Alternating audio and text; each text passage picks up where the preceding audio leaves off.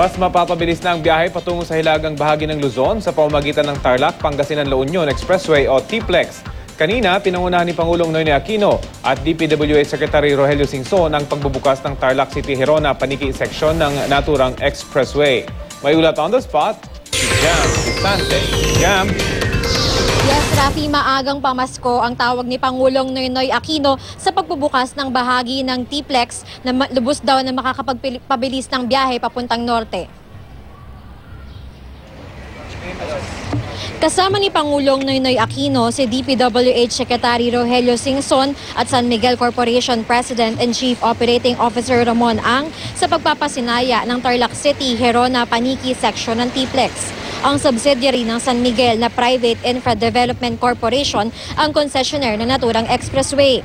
Sa pagbubukas ngayon ng Paniki Toll Plaza, magiging 23 kilometers na ang operational na bahagi ng 88.85 kilometer na TPLEX ayon sa San Miguel. Dahil dyan, sabi ng Pangulo, wala pang kalahating oras ang biyahe mula Tarlac City patungong Paniki na dati may higit isang oras. Sa isang pahayag, sinabi ni Ang na tiwala siyang matatapos ang pagpapagawa ng TPLEX sa 2015 o 3 taon bago ang orihinal na 2018 target. Kapag natapos na ang TPLEX, ang 2 oras na biyahe mula Tarlac papuntang Rosales, Pangasinan, magiging kalahating oras na lang daw. Ang 3.5 oras naman na biyahe mula Tarlac papuntang Rosario, La Union, magiging 1 oras na lang.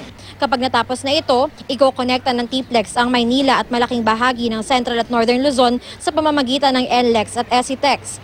Dadaan ang TPLEX sa 17 munisipyo at 2 lungsod sa mga probinsya ng Tarlac, Pangasinan, La Union at Nueva Ecija. Rafi, dun sa mga magsisiuwi ng norte ngayong Kapaskuhan, ngayong holidays, libre pong makakadaan sa TPLEX hanggang January 6.